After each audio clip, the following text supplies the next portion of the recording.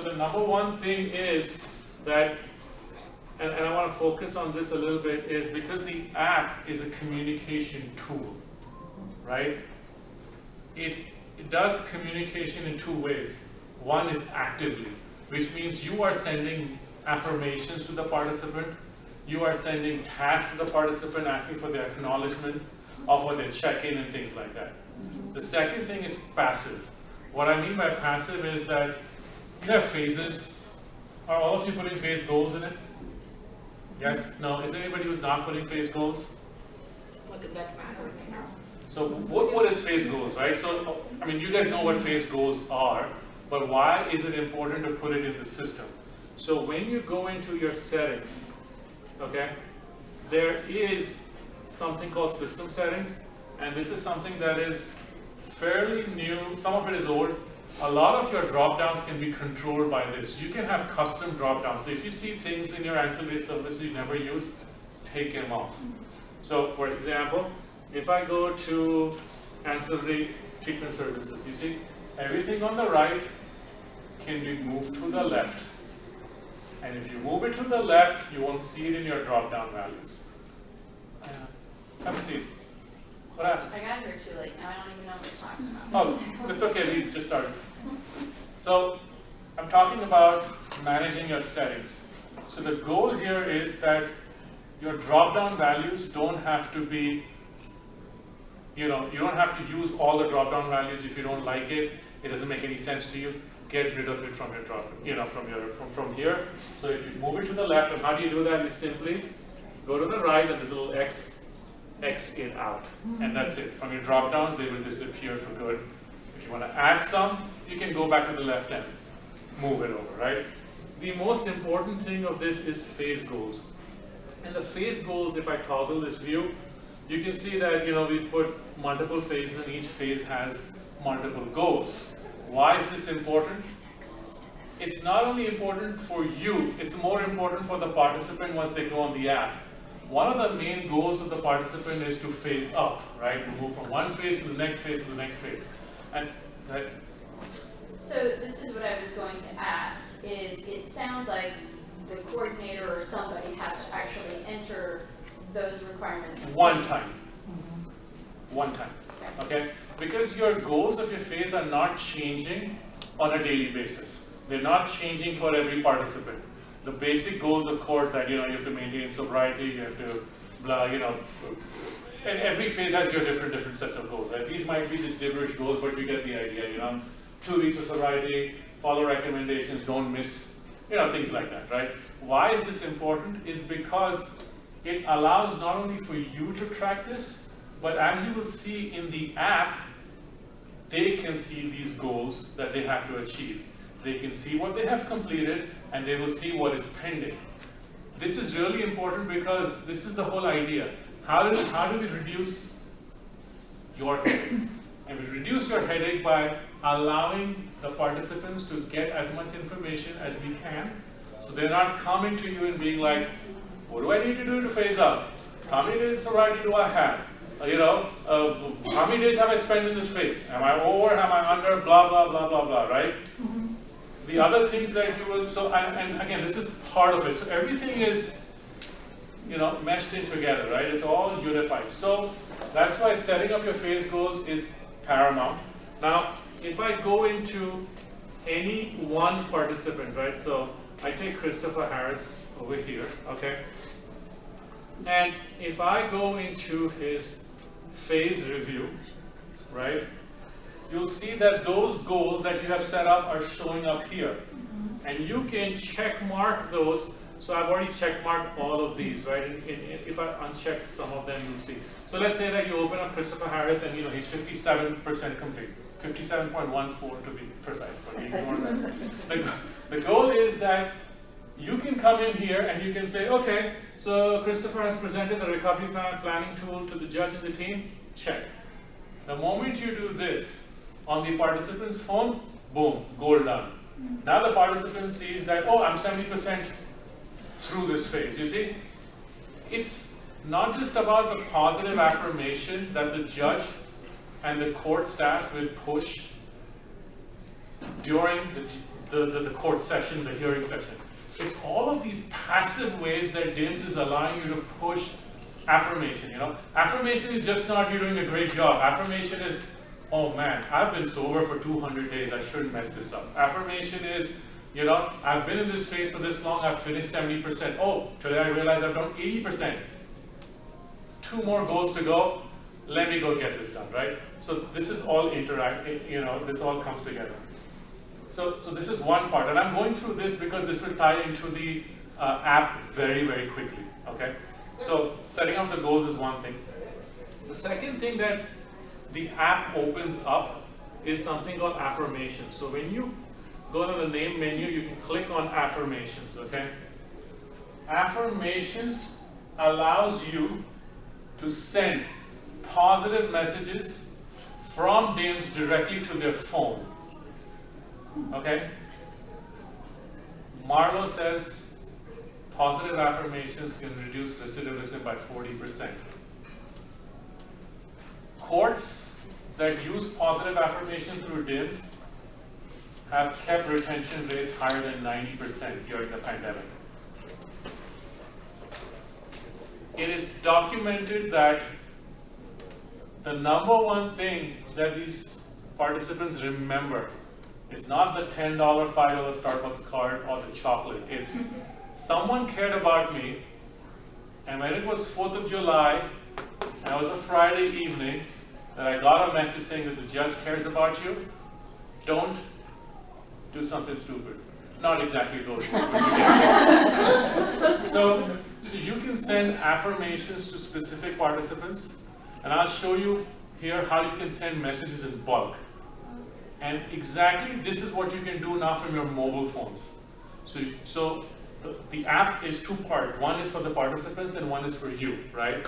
And I'm going to demo both to you here.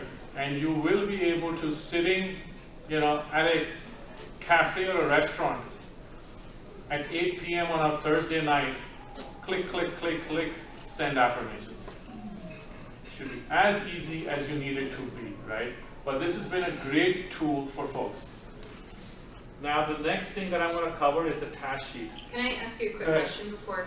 So, of course, judges are always worried about, as far as contact, that isn't viewed by counsel. So can everyone who, say I'm a judge, I send out an affirmation, can everyone see them? Like everyone on the team that's been sent out? Is there a mechanism to do that? So the role-based security allows you to give access to whoever you want to this entire view.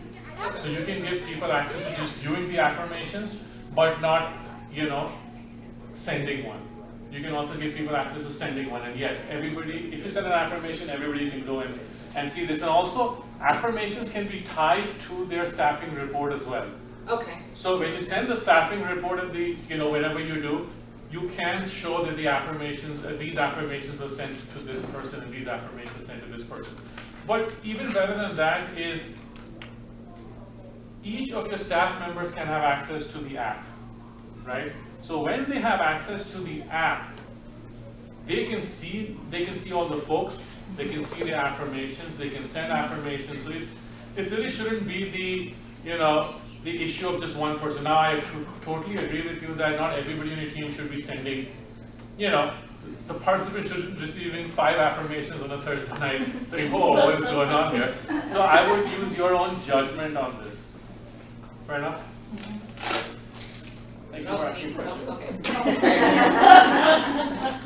The next one better be a good catch. I'm going to throw a lollipop. So that's the affirmation. Now for the task sheet.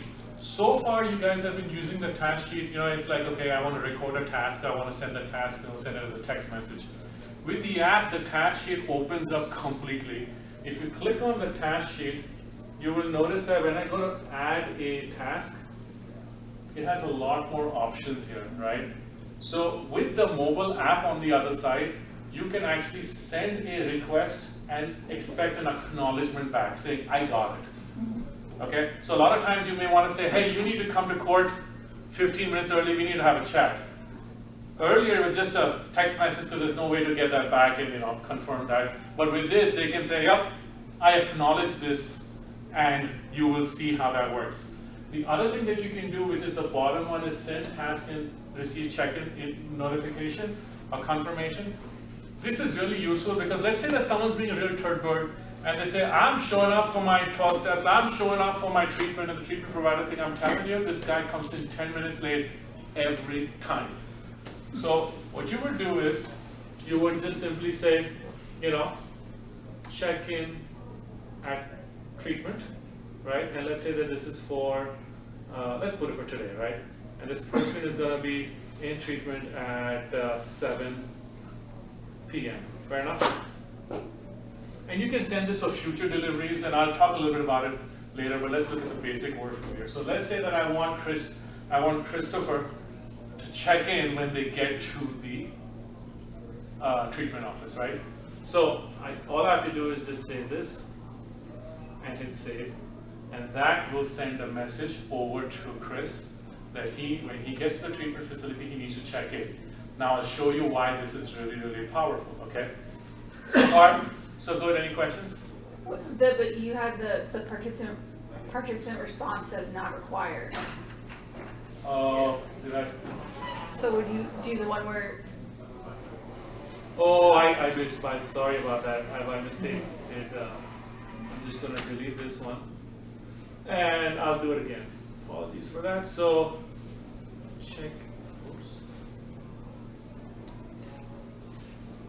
Now, does this show up like as a text message, or is this like what does this look like? I'm going to show that to you. Yeah. So let's do that again. Thank you for pointing that out. So I'm just going to put 9 p.m. here. Okay.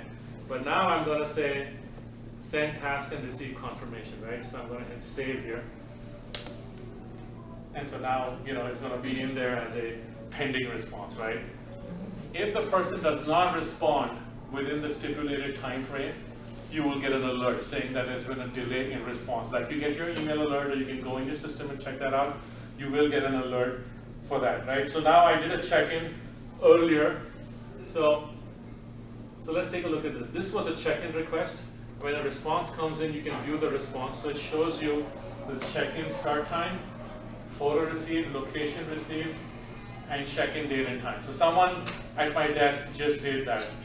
And so that will show, so say like you did check in for treatment and they decided, I'm going to do this at home. Oh yeah, so if you click on this map, it'll open up Google Maps and it'll show you exactly where the person is. So this is where the person, this is us.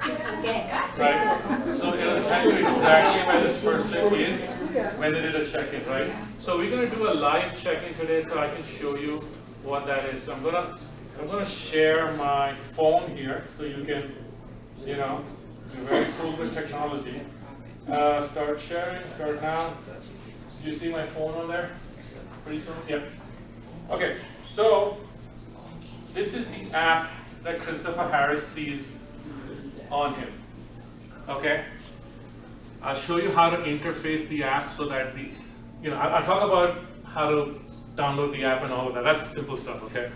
So if you look at this, it says, hello Christopher, phase 4, 71% done.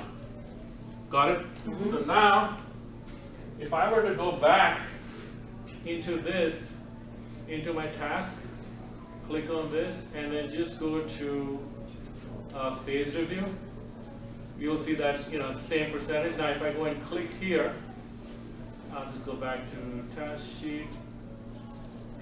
Okay, so now, if I were to shut this off, come back in again, and open this up, it's 85% done. Oops. There, do you see that? So you're doing, your phase goes on this end, shows Christopher that his phase has increased. When Christopher clicks on it, he can see that, oh, I've completed so many phases. I just have this one pending. Does that make sense? You see how what you do passively shows up on the app automatically. The other things that do show up are days in phase, sober days, days without sanctions. These 3 items were built for a specific purpose. They were built so that the participant can see If they're doing well, how well are they doing? And it gives them an extra momentum to not mess this up, right? Is that making sense? Now the next thing is the messages. So if I click on the messages, these are the positive affirmations. Just like an email, it'll show up if one is not read. You know how you get in-app notification, boop, and then it'll show that up, right? Now if I go to the home screen, you notice that if I go to the task, so I just put in a task there, right? So the task is the bottom one right there. Do you see that icon? So it says check in at treatment, right? I've been showing up late 10 minutes every day. So when Christopher shows up at the location, he's going to go, oh, I need to check in at 9 p.m. And so assuming it's 9 p.m. or whatever, right? So I'm going to do begin check-in and say open the camera, take a photo. So I'm going to go ahead and take my photo, right? There you go. So I upload my photo, and then once I'm done uploading, it's going to take my location. So I'm going to say yes, it's going to obtain the location, and the check-in is complete. Now let's say that the doctor gives me, or whoever I'm going gives me a self-help slip or a signature thing. I can click on this open document, and I can take a photo of that, and then I can just click OK, and the document is uploaded. So now, if you go back to the phase review and go to the task sheet, and then you see how this has become view response now? So if I click on this, that's me. That's our location. We're a little bit in, so it's accurate up to pretty much like 5 or 10 meters. And then, if I click on this document, there is what I uploaded. Got it? So the check-in feature is very, very powerful and can be used in many circumstances. One of them being curfew checks, and things like that. So you saw when I was sending the task, one of them was send it later. So if you don't want to let them know in advance that you're going to do something, but you don't want to do it at that point, you can, right now you can say, oh, Friday night, I'm going to go ahead and send a curfew request. And send the curfew request for 8 p.m. And so they will only see a notification and receive a check-in request at 8 p.m. So it's not like, you send it now and they're like, I got to check in at 8 p.m. on Friday. Okay, I'll make sure I do that. Is that making sense? Mm-hmm. Perfect. So I'm going to stop sharing. And then, so the next thing is, how does Christopher connect? Okay? So the DIMS participant app is available on the App Store and on the Apple Store. It's just called DIMS participant app. You type that in and you download it, okay? Now once you download it, you can do one of two things. So let's go back to Christopher and his dashboard, okay? So if we go to the dashboard and you scroll towards the middle a little bit, there are two ways to do it. The app does not have a password. They can't log out of the app, they cannot log into the app. When they download the app, the system will ask them to scan a QR code or enter a 6-digit one-time password. So if they're in your court, you can click on it, open it up, they open up the app, scan the QR code, and that's what connects their phone to their account. That's how we know that this is Christopher's phone, right? Now let's say that they're not in the court, but you want them to get on the app. All you have to do is just put in their cell phone number here and just hit send one-time password. So when you send the one-time password, it's going to send me a 6-digit password. I can just enter that and I'm connected. If they try to be super sneaky and be like, let me do this on 2 phones, so I could be at a bar somewhere where I do this, the app only installs on 1 phone. So if they download the phone again and they say, hey Hannah, my phone got messed up, can you send me another one-time password? The moment they set up the one-time password here, it disconnects the app there. So they get an error and they can't do anything for that anymore. They have to come back to you and say, so if someone comes to you and says, hey, every second and third day they're asking me for passwords, they're trying to switch phones. Any questions on this? I know that if for our participants that don't have smartphones, that you can still send messages and it'll come through as text message, but Yeah. will the task not work then? Will the task go through as a text message or no? The task goes as a text message, Okay. but you can't receive any GPS or none of that, right? So that's the issue here is that if you put a phone number in there, which is just a flip phone or something like that, you will get an option to send them a task and they will receive it as a text message. But beyond that point, there's not much that we can do. Can you back that up one more time? So if they don't have a smartphone, you can still use this feature?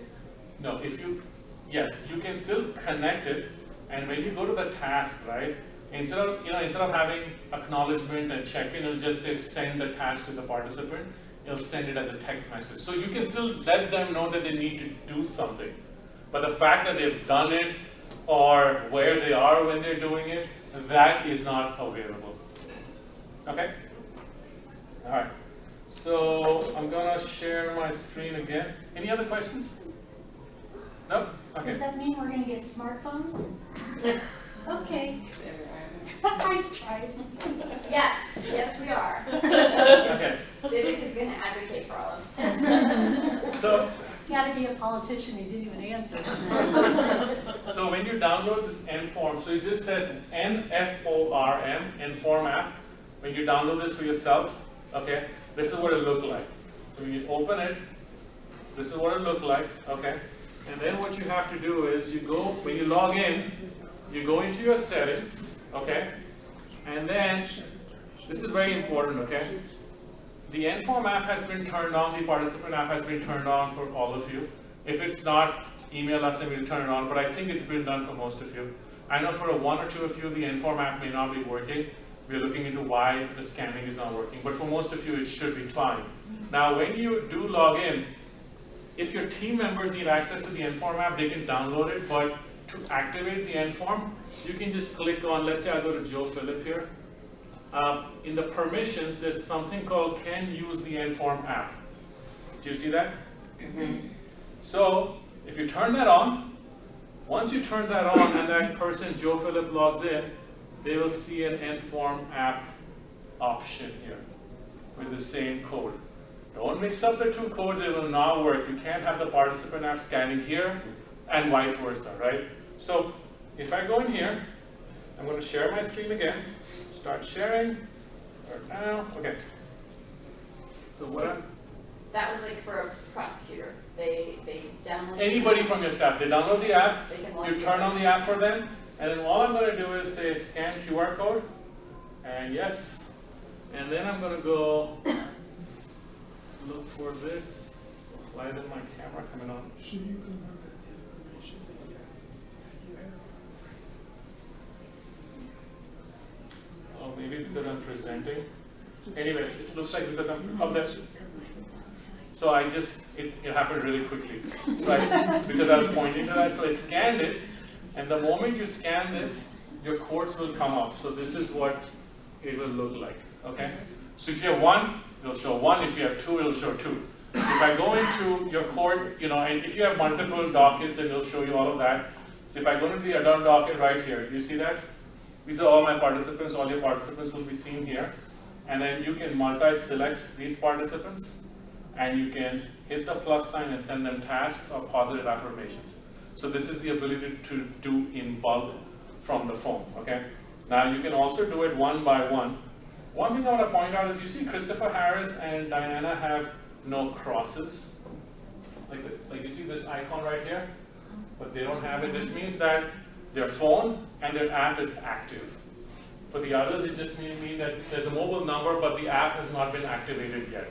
So you know who all have access to the app and who all don't have access to the app. Now, it's very simple. I can go to Christopher Harris. I can see all the messages. I can click on the task. Same idea, right? Create task, request check-in. I put in everything, hit submit. The same thing that you can do on your desktop is what you can do here. Is that clear? Any questions on this? No? And if you have any questions, more than happy to reach out and then we'll take care of that for you. Go ahead. I just have a question. So, like, the people that are on our team, can they have can they access it? But I don't want some of them to make changes or additions, but they can read what's going on with the participants? So the role-based security that they have in DIMS transfers to the app as well. Okay, So if they cannot enter tasks in DIMS, they cannot enter tasks, they can only view it. okay. If they cannot enter affirmations in DIMS, then they cannot do it on the phone either. So the same thing flows, so you don't have to do anything special with the app itself. Okay? And you may sometimes also not want everyone to download the app and scan the QR code. That's why you can turn it off. For some folks, they just leave their phone around open and things like that, you know. So, go ahead. For the days in the phases, like, how is that? Calculated. Yeah. So what happens is, oh, you mean for the participant, right? Yeah. So all of the analytics that you saw in here, these 4 things, you don't have to do anything to make this progress forward, right? If you are in phase 1 and you promote them to phase 2, the system will automatically start the counter back to 0, 1, 2, or 1, 2, 3, 4. It keeps counting every day. So we control that. You control that, yeah. Yeah, I mean, So like- yeah, so if you were to promote Christopher Harris from phase 4 to phase 5, basically days in phase would go back to 1. Okay. Because it's, yeah. So the progress is based on what we're putting in. Exactly. You don't have to specially go in and Right. add a special section to push the data into the mobile app. As you're doing this, it keeps doing that. So for example, sober days. If suddenly you decide, not you decide, but the person tests positive and you enter a positive drug test or it comes through, this will get reset back to 0. So how does, okay, so right now, compliance monitoring and DIMS communicates and our drug tests get entered automatically. So for people who have a prescription that is always going to test positive, Yeah. how does that work? Right. So there are 2 things here, right? And that's a very big debate that is usually that, you know, they are excused or not and things like that, right? So look, the lab does what the lab does. Now, sometimes you can tell the lab that they are positive, they are taking these prescriptions, so if they test positive for this, they may be positive for an assay, but overall you may consider them negative. Does that make sense? And if they send negative over, we don't do anything with it. But let's say that you don't tell the lab anything, but you internally as a drug court know that this person should, you know, he should be or she should be testing positive. When that positive comes in, all you have to do is go into DIMS, go into the UA section and change that positive back to excused or negative. Oh, so we can do that? Yes, and that Wow. will prevent the reset of the days here. Okay. So I had a couple of clients, and I did that. I went in and put it as excused, and I waited 14 days, and it still showed as a positive. So I just went in and wrote in the notes section, RX, positive for RX, and wrote Yes. negative. Let me talk about that a little bit because that's a source of confusion. And so if there is an issue like that, we will resolve it. But I think there's some confusion on what positive for RX means and all of those things. Okay. So let me go back to our favorite guy here. So if I go into the, where is it? The way. There we go. So okay, so this is negative, right? So let me edit this, okay? Now, what happens is that you have multiple assays, right, that they're testing on. A panel may contain 6, 10, 12, whatever. So before you edit this, do you see the left-hand side? There are 2 greens and the rest are red. A positive for RX is still considered a positive in DIMS, okay? If you want to say that I'm going to excuse this person, and I think there's a terminology thing that we are right now fighting over among several courts, that should this be excused or should this be excused for prescription? Does that make sense? Because otherwise people interpret it as, oh, I'm excusing this person from drug testing. That's not what this excuse was meant to be. So you may have a person, you may go in here and say, yes, this person was not negative for amphetamine, he was positive for amphetamine, but overall, I'm going to mark this person as excused. Is that making sense? Yes. That individually the person can still be positive, but overall, you as the court decide that I'm going to override what the results were, I'm going to mark it as this. Now, if that's what you did and it's still not setting, that's an issue, and we can talk about how to fix that, take care of that. But that's what you should be basically doing. And does the excuse come up as negative then? It shows up as excuse, but it doesn't reset any sober days or anything of that sort. Everybody can see that the court has modified. So basically, there'll be, the data from the lab will be different than the data in DIMS. Oftentimes, the labs come and say, we don't take a judgment call on whether this should be negative or positive. And we tested the urine, it's positive for amphetamine. Now, they are not going to usually say, well, this person was on prescription, so usually labs will say, well, this positive is a positive. If you don't want to consider this positive, that's your prerogative. Yes? Any questions on this?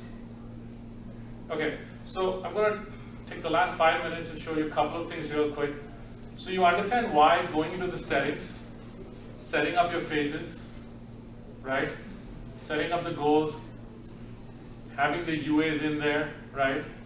If you have sanctions, entering the sanctions, because all of that is going to impact the data on the app, and that's really important for them to see. You understood how to send check-in requests, how to get GPS confirmations, if someone is being late. There are many, many instances you can think of where the check-in would be really useful and where an acknowledgement would be good enough. You can always use a check-in if you want, but sometimes, an acknowledgement is good enough if the person is pretty well behaved and not, consistently being so and so. So the last thing I want to say is, once you're done with your court, right? So all of you should be going to the journal and setting up the hearing. If you're not doing that, there's a very easy way to do that. You can go into the bulk update all clients, and basically you can select the clients that are going to come into your lab, into your court, and simply go into the journal and say, yep, I'm going to set up the court hearing. And you can set up the court hearing for 21st, 28th, 5th, on and on and on, right? So it's all 3 days. The good thing about that is that once you hit apply to all, and you're done. So let's say that you come back from court, you should be doing bulk update by court date, entering the court date here. So let's put 21st, hit search, and it will show you the 3 people who are going to come into court that day. Go ahead. Is there a way that you can make that export to Outlook? We could do that, yeah. That would be so helpful. Just put it in the contact us, because we do export to Outlook in other calendars, so I don't see why that's not a possibility. So the goal I'm trying to get here is that, real quick, is that you don't have to guess who came and who didn't come, blah, blah, blah. You just put that date there. You'll see all the people who are supposed to come. Now, let's say that if Justin didn't show up, you just select Justin, go to attendance, and mark Justin's attendance as failed to appear. You see, so you're just doing, majority of the people will conform to the regular court.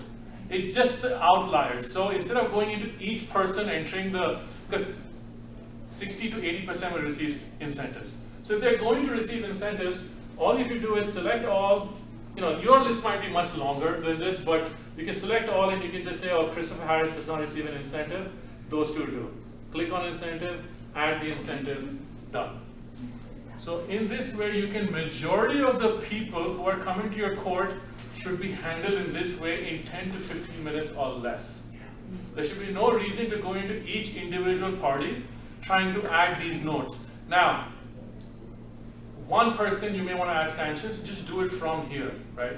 You can just select, so let's say that Christopher Harris has a sanction, select Christopher Harris, go to sanction, add a sanction, right? Go ahead, question?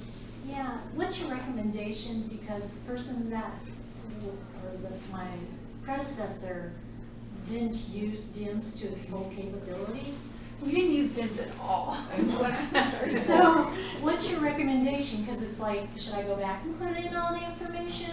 Should I start now and go forward? Because the information is not going to be consistent across the board. And so when I run my reports, they're not going to be true and factual. Right. So that's where I'm at. I'm not sure what to do. I would say that follow the bulk and at least start doing that from today. Okay. Got it? Now, if you didn't enter a sanction, you didn't enter an incentive and all of those things, that does not matter that much. Okay. Because NADCP requirements for what you should be tracking, yes, they are incentive to sanction ratios and things like that, but a lot of that depends upon race, ethnicity, gender, drug of choice, the things that you would have put in when you took the participant in. Go and work on those aspects. Because in tomorrow's meeting, we're going to talk a lot about why this matters, why collecting this kind of data matters, and why tracking your demographics really, really matters. And some of the data that we have is quite glaring. People are equally likely to not succeed in drug court from marijuana as from meth. Same percentage across the state. You may think that marijuana is easy to get rid of. That's not true.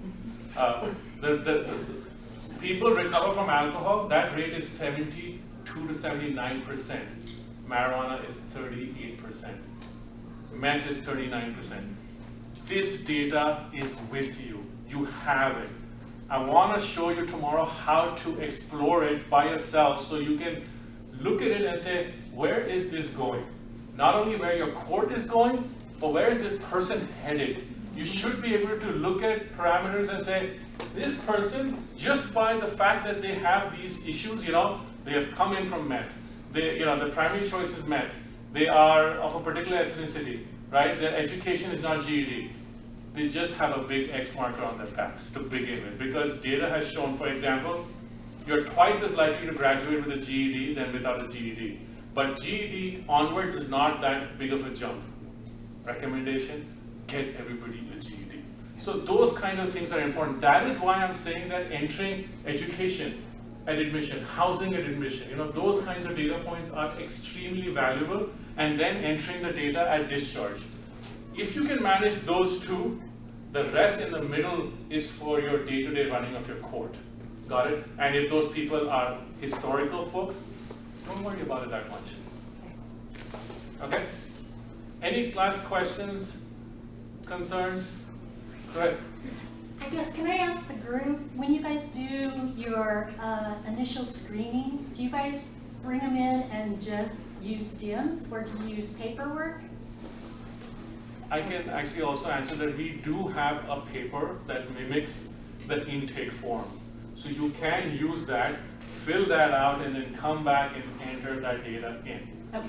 Ideally, what we believe should happen is that the screening is very tiny and very small, right? It takes 5 or 10 elements of data and you're done. Right. You can enter them into screening. Now, from screening to induction, you can take your time, because you can fill a page at a time as and when you get that data all the way to induction. Does that make sense? Uh-huh.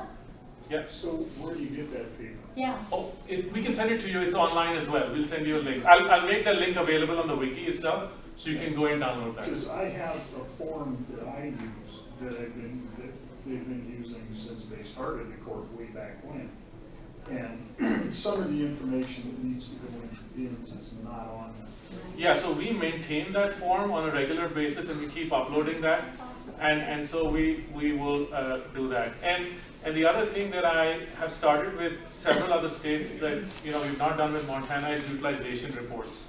So with Kevin as well, we're going to be sending, and I think we've been sending a few of those in the last couple of months, right? That's really important, because the utilization report tells you things that you may not have realized. For example, what's the incentive sanction ratio that's going on? And the analytics will tell you that, but we can send you that data just a second. Also, have you sent people to jail in the first or second phase?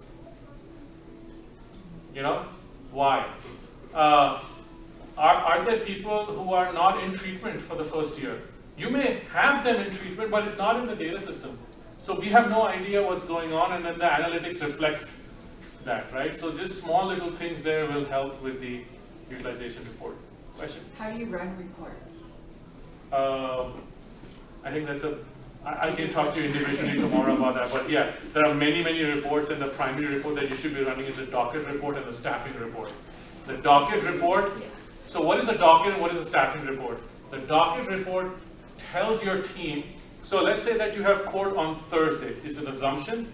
You should be sending the docket report on the Friday before that, 5 days before, to all your staff members, because you want to let them know that these are the people who are going to come into court on Thursday. Please enter their data into DIMS. Then the day before staffing, you should be sending the staff report, so that they can review the staff report, so no one is coming into staffing and be like, oh, this person tested positive, I didn't know. These alerts and all that collaboration that's happening throughout the week should take care of that. Make sense? And then I'm here all day tomorrow, so if you have any questions, stop by and I'll help you out with that. Go and download your Inform. Go into DIMS, check up on your own whether you have the yes or the no on the Inform. Hit yes, run, scan your QR code, make sure you're able to do that tonight. If you have any issues, again, I'm here, and of course you can reach out to us anytime you want.